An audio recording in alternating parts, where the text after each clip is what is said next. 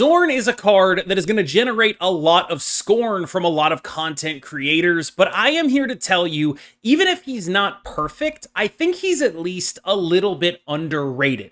Let's talk about what you can do with this card, because there are genuinely successful shells. It's just a question of how they measure up in the current context. Xorn is a 2/3 with an ability that works both as upside for you and potential downside for your opponent.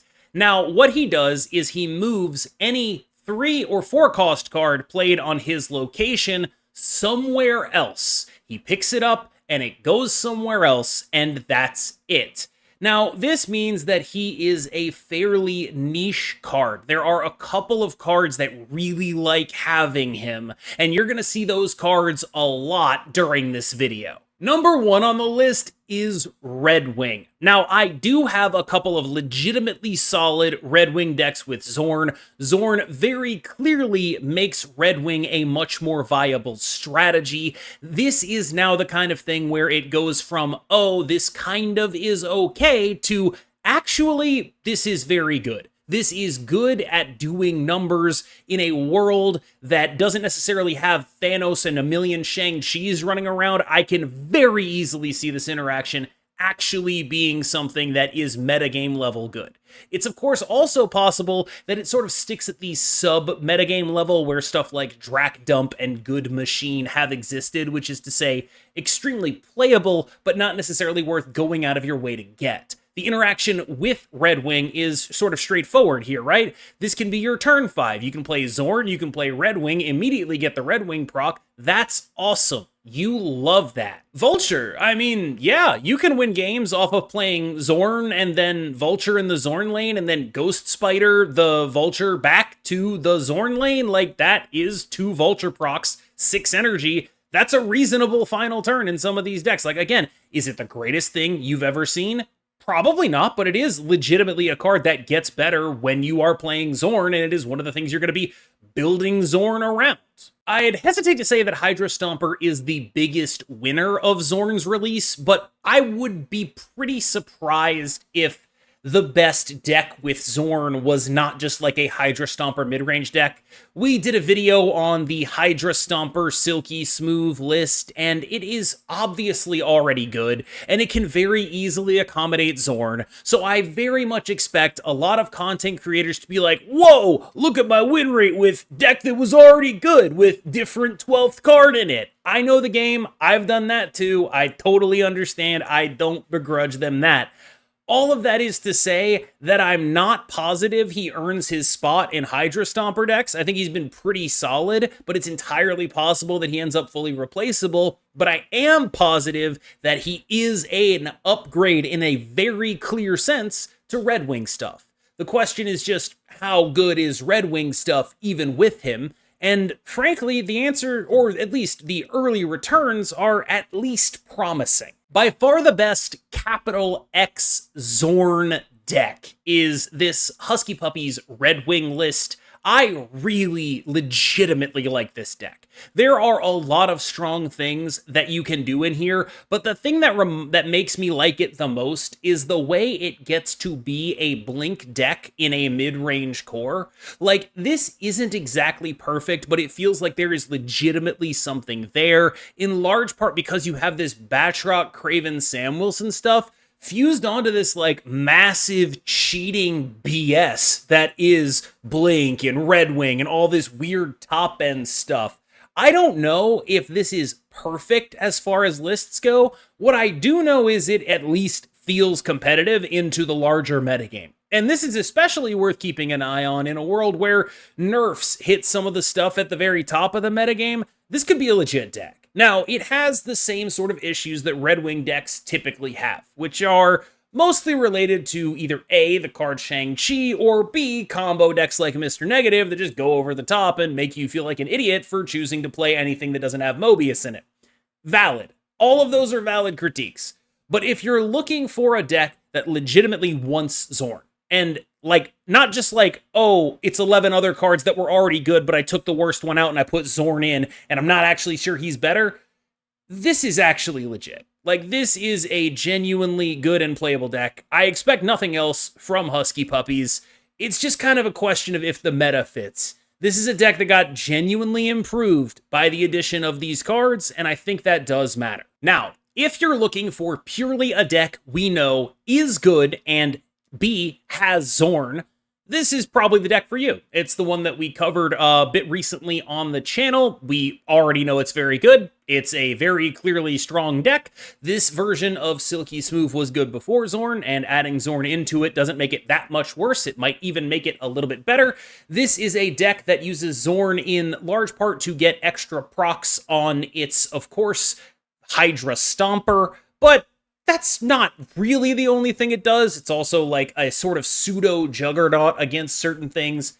The thing that will bother you when playing this deck, and I know it's the thing that bothered me, at least at High Infinite, it's new card day, and so things get really inbred really fast. And these mirrors are just interminable. Like, they are just awful. They are some of the worst Marvel Snap. These move mirrors, you'd think they would be good because there's a lot of play in them or something like that. There's not. It's if someone does like Batroc and Craven and Sam, the game ends. Like, it's just, we're done here. It doesn't even matter anymore. Maybe you'll be able to claw back into it with a Shang, but basically the way these decks work is one of them starts snowballing way harder than the other because they have the Batroc and the Sam, for example, so their Hydra Stomper has like 5 extra procs or whatever from the Batroc and the shield moving. It's just not a very fun mirror to play in any way because they just start rolling downhill and you're just like, oh, wow, this is awesome. I love everything about this experience. Spoiler alert, that's not how you actually feel. So because of all the people doing Xorn stuff, it can be, I hate to say it, profitable to just jam a Scream in basically the previous deck. Like, it's just, I think this is absolutely hack deck building that is just not going to be rewarded long term, but there is some Scream upside with Xorn in that he can move your opponent's cards and get those procs that you need. Fundamentally, though, this doesn't solve any of Scream's issues. Scream is a fine deck. This has already been a fine thing to do, and there's a reason it hasn't been performing at the absolute highest level, and it's been more of a tier 2 list, and that's because it struggles with decks that can go over the top. And that doesn't even necessarily mean Mr. Negative. It can mean discard. It can mean afflict. It could mean just like Thanos with an ongoing package, right? Like, you can beat those decks in the sort of very specific scenario where you are Sam Craven Batrocking, and then you're like competitive with points on, well, with at least the Thanos stuff. But outside of your best draws, you're just gonna get stat checked by a lot of stuff, and Xorn doesn't change that fundamentally. I would go so far as to suggest you might just be better off cutting Xorn and playing a tech card of some kind. Like, this is just an awkward ask, I think, a lot of the time. Not that there's anything necessarily wrong with it, but there is one thing you should remember if you see a lot of it. This deck, straight up, very mediocre turn 6s. Their turn 6s are genuinely quite bad. Like, it is to the point that I think Scream is a worse package than the Batroc midrange stuff. And part of why I prefer the previous Batroc midrange stuff is because it just has beef in it. There's a Gwenpool. There's a Galacta. There's a Shang-Chi. I can actually deal with stuff that happens to me. And this deck, it's just like, if you aren't playing Cannonball on turn 6, you are playing just the worst possible stuff. It is very, very constant with that. Like, and I think it gets exacerbated because your best draws now are not Scream on 2. They're, you know, Sam Craven Batroc stuff, right? Like, that scales harder. So you're not even playing Scream very early. You're just like doing like a Scream and a Polaris on 6. And you're just like, why am I doing any of this? Your best draws are not Scream related. This is just purely to metagame against the people playing Xorn in the previous shell. Classic Good Machine definitely gets an upgrade from Xorn. There is nothing else to say other than this is just factual. This deck got better with Xorn. The issues with classic Good Machine are actually shockingly similar to the issues with Scream, which is there are just so many decks that are full stat checking you, and you don't have tech. You have no spots for tech. And so you have this deck where it's like, haha, I'm nutting off. Your opponent plays a Mr. Negative. You instantly lose the game. Haha, I'm nutting off. Your opponent plays like a Bullseye and a Modoc, and you instantly lose the game. And it's like, there's legitimately cool stuff here. But this deck is only as good as the Infinite is lane winning. That has always been the thing to understand about Good Machine as a deck. And this does apply to the other version of this, which is cutting the War Machine stuff and playing the like Sam, Batroc, and Craven. And I do think that deck is better in large part because it just has more points because of the Sam, Batroc, and Craven and stuff like that. It's got the Heimdall jukes, it's got all that stuff. But this is still legitimate. And unfortunately, the critiques of it as it's only as good as in the Infinite is, those are also still legitimate. There are several things that go over the top of the Infinite. We've already talked about a couple, but like a Thanos with all the stones, that's bigger than an Infinite. The more 20 power is lane winning, the better this deck is. And for that reason, I sort of think that it's almost a deck out of time. Like, we've been in metagames where this deck would be good. And we've been in metagames where Scream would be good. We've been in metagames where both of them have been good. We're just not in one now because the ceiling of what's happening is just very, very high. Whether that's like, you know, various Thanos Spectrum stuff or, you know, even just like a really big Strange Supreme, there are gonna be stuff that can compete with your 620, unfortunately. And that is just the world you have to live in. This is a slightly cooler version of the let's just put it in an already good deck. This is what Ica was playing with the modification to the Halo Effect 4's deck. Obviously, there's some cool stuff you can do, like Captain Marvel gets to go back into the lane that the Xorn is in while the Xorn disrupts them. There's a Storm, and you can play Storm, and then you play Xorn on the Storm lane, and a lot of the things people use to contest Storm lanes are things that Xorn heats out of there. Like, there's cool stuff going on here, but also fundamentally, this is still just like, hey, check out all my busted cards, right? Like, we're doing a Zabu Sage, a million fours to capitalize on Zabu Sage. We're doing Captain America Sam Wilson. We're doing Batroc. We're doing Galacta. You know the deal, right? Like, you know the deal. And so this is a deck that's sort of looking to play the old school Profex Cannonball way, where what you're really trying to do is like, you go on the Storm lane, and then you Xorn the Storm lane, and because you Xorned the Storm lane, maybe they clog another lane, and then you can just, like, really, really mess them up.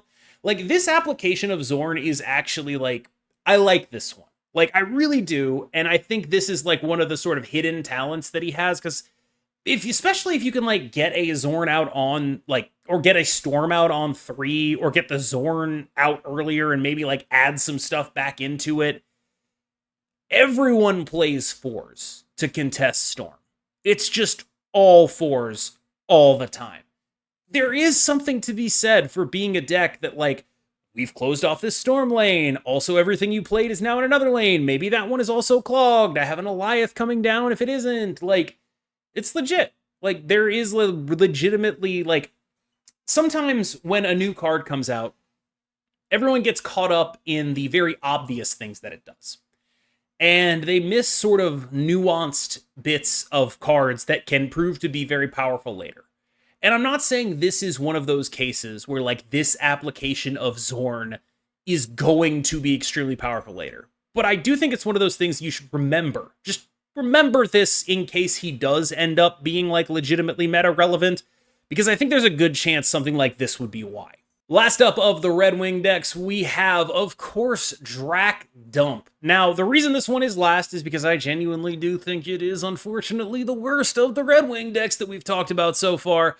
But I think that it is sort of worth discussing in that context regardless. Again, we see another deck that legitimately was improved by Xorn. And I think one of the things that's hard for me as a content creator is to talk about where a card might be good and then talk about where a card actually improves the deck. And Xorn is a great example because we have these Redwing decks where he definitely makes them better. He absolutely improves them. And then we have these Hydra Stomper decks where he is a card and probably makes them worse, but you're gonna see a lot of them because they're just better decks. And I've been trying to ride that line with these conversations, but like, again, what it should not be understated that like Xorn is actually really good in these Redwing decks. Like, is he enough to make those Redwing decks meta? Maybe. Like he actually is really good, but that's where he is sort of focused on application right now. Outside of that Storm thing, remember that. But if Redwing ever becomes good, it's going to be because of this guy. Like, this is going to be a major part of any good Redwing deck going forward. And I do think it's worth talking about where the card is best utilized. I'm not saying he's not going to necessarily make it into a 12 for Hydra Stomper in certain contexts, but I just don't really see him being a permanent stayer there.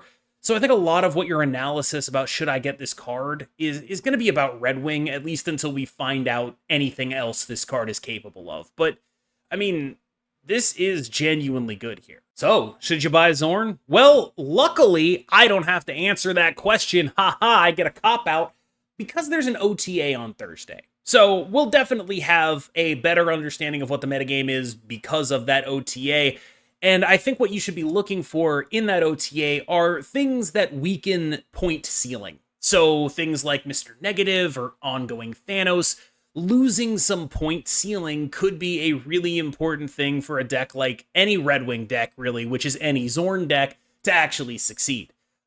In addition, if that ceiling starts shrinking again, though, we have to start looking back at Scream. Maybe there's like a Surfer thing that we can do with like a Surfer and Vulture kind of deal. There's a lot still to explore with this card, although I do think preliminary, if you're not going to play Redwing, you're probably not a Xorn gamer. I would say that's like 60% of this card, and you don't really go in for buying 40% of cards. Now, again, plenty of things are possible in the future, and a lot of that is dependent on the metagame context. Like, if there is, I genuinely believe, not that it's necessarily likely, but that it is possible that like there's like a meta Redwing deck because of this guy. He is that level of upgrade to that strategy. It's just that strategy might have a sort of cap in terms of how good it is based on the way it matches up in, like, it's kind of like smaller Hela.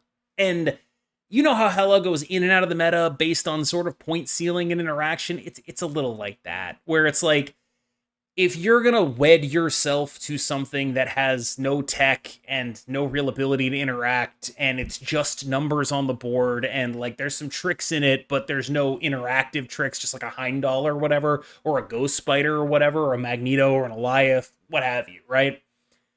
That's only going to be as good for as long as the Infinite is, basically. And it is something to keep in mind there. So, with all of that said, Xorn is somewhere in a middle ground for me, where I think he does improve Redwing specifically to a pretty great degree, but I would definitely wait until the OTA before making any actual decisions. All right, y'all. Thanks so much for watching. As always, I have been KMBest, you have been phenomenal, and I will see you in the next one, which will be the first OTA video in a month. Let's go!